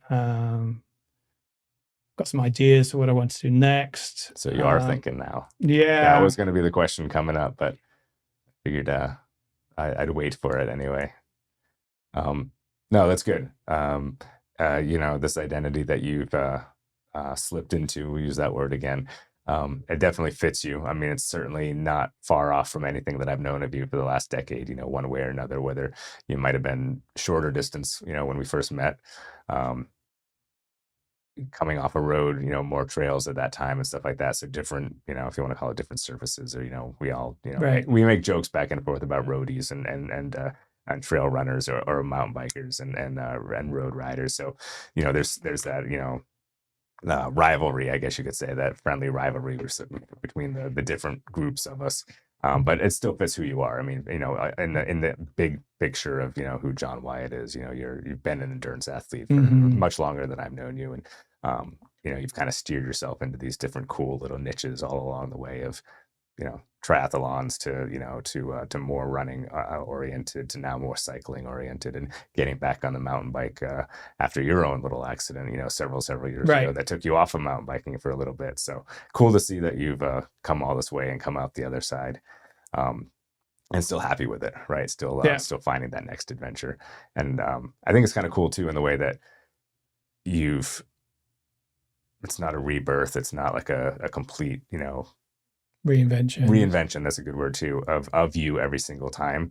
It's almost like an evolution, like you slowly kind of come from one end and you kind of veer into this other lane, and then you veer into this other lane, whatever. I guess it's probably just best to say, like, probably whatever's striking you at the time. And some of it was physically oriented because you couldn't do some things at certain times, so you went in a different direction. But you've kind of just like followed your own path and kept it true to you the whole time from everyone else. So it's fun to watch from the outside too. Good. And I know I said it in the beginning, I'll say it again. Your Facebook, your posts, your journey, your journal of the whole 9 days was great. So for anyone who is still listening at this point, I know we're far into this conversation. Check out John Wyatt on Facebook. Become a friend and read the journey, because it's pretty cool. I mean, to be able to articulate everything that you had, from every day at the end of the day was pretty cool to ride. And like I said earlier again too, I had a little bit more riding on it than maybe most people who were reading, but it was really cool to see the stuff that you put down. So it wasn't just a picture of like, this was a train that I saw, or this was an elk that I saw. It was definitely more. There was more heart put into it too. So I think that leaves us with the question, and you kind of spoiled it earlier. So you've got maybe a next big thing. Have you found the next big thing, or are you just still maybe mulling over where I have goes? A 2-year plan, which is pretty adventurous. Okay. I don't know if it's going to happen or not, but because there'll be a lot of things that would have to happen before then. But maybe the Tour Divide from Canada down to very nice Mexico. Yeah. I've been following people doing that on Facebook, and I've started looking at people's bike setups. And so to get from where I am now to there, I would obviously probably need to buy another bike, probably something with front suspension. And I'd have to start doing the camping overnight, start pulling together some of that stuff and just see if that's something that I enjoy, or I can get some sleep, or and I've got a plan of maybe to do some mountain bike races, gravel races, maybe some of the Aravaipa Rides stuff. Oh, very cool. Thank you for that. Coming up in the fall and the winter. Okay. Just for fun and just to try and get some miles in. Yeah. And there's something that came up. A lot of this comes up in Facebook. Ironically, Facebook just knows who you are. A lot of the time it's trying to sell you stuff, but sometimes it seems to be stuff that's going to inspire you. Yeah. And there's lots of people on there that inspire me, but there's a ride that I'm looking at maybe to do in England in the summer next year. Okay. I think it's about 360 miles. It's like a coast to coast thing. So that would like tie into my hiking past a bit of it. So it goes from the southwest coast. It's called the Chalkway. It's this kind of mostly limestone feature that goes all the way from the southwest of England to the east coast in Norfolk. Yeah. and it just looks great. It goes past Stonehenge. Oh, very cool. And yeah, so that's maybe something that I can think about, and I could do that probably on my gravel bike. Okay. And money is a big thing as well for course. this. Spent so much on hotels and Yeah. coaching and nutrition. Nutrition wasn't cheap, and all the bike parts weren't cheap. Right. So I'm trying not to spend too much money for a while as well. I can't afford to get a new bike just yet. Right. But try and maximize what I have, and just like, got a mountain bike, I've got a gravel bike, and do a couple of races. Very good. That's awesome. And I've been following the Tour Divide as well, and it's pretty amazing to see what these guys and gals are doing out there. And a girl is 12. Is there? She's done it. Yeah, she's doing it. I must have missed her. With her dad. Her dad's this amazing. Maybe I did. I didn't realize that was like, he's done all sorts of things. Okay. He's done that Land's End to John O'Groats thing that I've done. He's got a whole Instagram page of all these videos that he's made. So he's doing it with his 12-year-old daughter. I think she turned 12 on it. Yeah. They have these like really big bikes. Okay. Havelock or something. I can't remember what the name is, but he's carrying a lot of the weight. Sure. But she's this tiny little thing on this big bike, and she's riding up all these big passes, and she's doing it. They're doing it in a not slow speed. Okay. So yeah, that's a kind of amazing family. Absolutely. Very cool. Yeah. Kind of goes back to that first hike that you and your family did, right? I mean, your dad just sort of set out and brought you all, and didn't really know if you would. I'm sure it might be a little different mindset with these two, but kind of get the kids out there and we're just going to go, and we don't know if we're going to get there or not, but we're going to have fun doing it. And I think there has to be a lot of flexibility in something like that, because you have some pretty atrocious weather that you just have to shelter for a while. It's going to have to be a lot more flexible with time and dates, and just you pick a period and you start at a certain time, but you don't really know when you're going to finish. Yeah. Slightly worried about the nutrition and the support about for that many days. Yeah. Weeks. That number of gas stations. Right. There's only so much gas station sushi that you can eat, right? Train myself to eat gas station pizza and food and ice cream and all that sort of stuff you need for those long days in the saddle. There's a couple of guys I can definitely introduce you to who could probably help with some of that too, because I talked to both of them before as we were getting ready for our travels, and both John and Andy Wetzel. I don't know if you know the name, but he's on our racing team, Aravaipa racing team, and he's a very experienced bike packer, and he's done the Arizona Trail, the Arizona 800, and he race directs the Maricopa trail ride and stuff like that. So he's very experienced for multi-day on a bike. And he was one of the guys that I had reached out to. Just like, what are the things that when you're out there, because you don't always know what you're going to come across at the next gas station, or if it's going to be a gas station. Maybe it's going to be even something smaller, or less stocked than that. So he gave me a couple of tips and things like that. And then John was the other one. He's the one who did the Florida to California. Just I guess also coast. I guess you call it a coast to coast. And kind of picked his brain for stuff like that. So when you're ready for it, I'll get you. I'll get you their numbers or whatnot. And then of course Dylan. Right. Dylan, I just met him a couple of weeks ago, so for the first time, but had seen a few of his podcasts along the way over the years, and definitely he knows the bike packing world way better than most people that I know, and I mean, from bags to setups to the whole thing. So he's definitely probably someone to lean on too. I'm sure he'd love to help out. Yeah, start hanging out with people like that. You never know what you're going to end up doing. That's the great thing about hanging out with Tim Boland and his group is just the things that he puts on, like riding to Payson, staying overnight, riding back again. Yeah. A Mountain Lemon, 12 hours running around a track. Yep. 12 hours sitting on a bike, doing a spinathon. So many things swimming 10,000 meters in the pool. Right. Doing PS Tour 10 times. Yep. There's all these amazing things, and you start hanging around with people, you start getting ideas. Right. You start getting inspired, and you see what other people are doing. Yeah. And it's kind of a little scary as to what.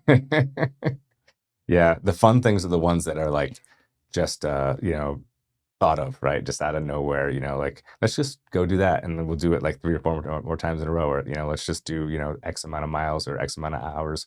It's going to be organized from the top, whoever kind of takes it, takes it over. But it's really just kind of like, let's just go do it to do it kind of thing. So those are the ones I think that are the funnest to like either watch, from the outside or take part into. So Right. Definitely some cool ideas where who knows what's going to happen along the way, right? Right. Another small side journey might occur on the way to the Tour Divide in 2 years or that kind of thing. Yeah. Awesome. Well, John, I think this has been fantastic. I mean, obviously you and I have chatted about a lot of this stuff, but I really wanted your story to get out there because it's pretty amazing. And I think this event, the RAS Ride Across Arizona, is a pretty amazing thing too. Getting to know, like you said it just now too, getting to know this community, this sub community of gravel riders and bike packers. And, it's kind of a mixture of like these other sub communities, who do this thing, because there's people who are like Kelly who, go miles upon miles, bike packing, and there's someone who might be more like yourself or myself right now, we both said at the very beginning, like bike packing was how, like, we were going to stay at some sort of a hotel every night.